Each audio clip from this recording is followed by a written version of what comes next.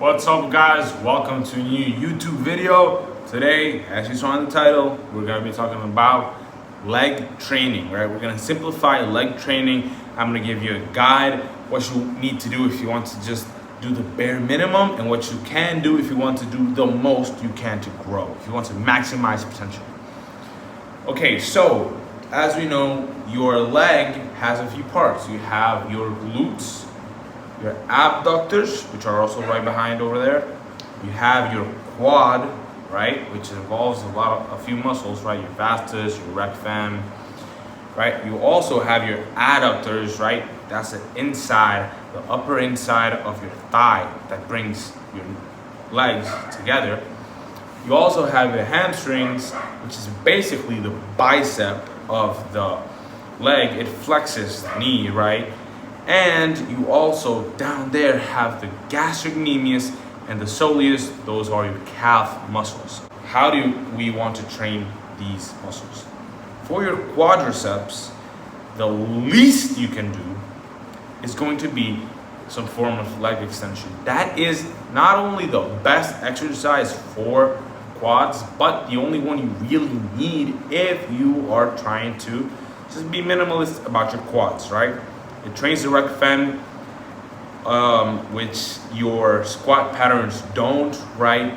Any squat pattern, any leg press, those don't. There's knee extension and hip flexion, and your rec fem just doesn't get worked. It's called antagonistic inhibition. It's doing one thing, but it has to do the other thing.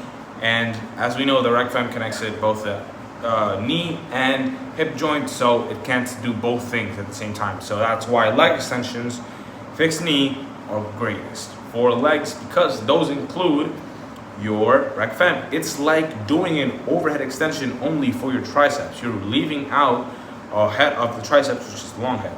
Okay, now I'm sorry I went on a tangent. Now, for the most you can do for quads, I would say, if we want to be optimal about our training, is a leg extension and a Peter extension. If you haven't been on TikTok, those are basically leg extensions, but you're moving yourself, right? You're moving yourself forward and then backward as you do the movement. You should look them up to see them better than I can explain them. But basically, those take out the rec fem and they bias or train more the vastus muscles, the vastus lateralis and medialis. These are better than a squat pattern if you want to talk about your vastus muscles, right? But they are better because you might be saying, well, aren't they the same thing? Both don't train the rec fem. The thing is, though, squat patterns, leg presses, those are more fatiguing to your central nervous system because you're using other muscle groups and you have to stabilize yourself more. It's going to be more fatiguing. So for quads, Peter extensions, leg extensions. Okay, now for hamstrings, right? Minimalist route, you're going to want to do seated leg curl, seated over lying, because of the anatomical precision and because the short head is trained more in one than the other, right? Now, if you want to be maximalist, you should do a hip flexion challenge also, like a 45-degree hip extension. Free weights, so that the motion resistance is where the hamstrings have best leverage, right? So you want to do this because your hamstrings do both hip extension and knee flexion, right? You want to be challenging knee flexion with the seated leg curl, which is the superior leg curl, and you also want to be doing some hip extension challenge where it is hardest, free weight, where the hamstrings is best leverage, okay? So this is going to be training more of that long head, which is more hip extension, right? Especially proximally. Okay, that is quads and hamstrings solved. Now for glutes, you could do only some hip thrust, right? You're fine with that.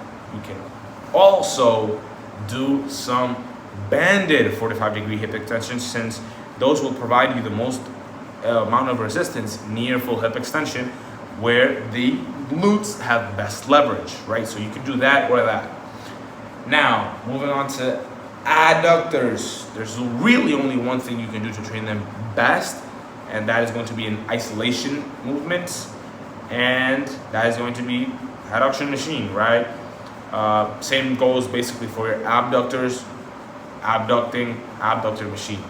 You could, if you really want to be minimalist, I don't like this, but you can do it. You can also just do a squat pattern or a leg press, and you don't have to worry about your adductors because they get worked doing those movements. If you don't want to worry about your rec fem and also want to be very minimalist and don't do any adductor isolation work either, just go the leg press squat pattern route.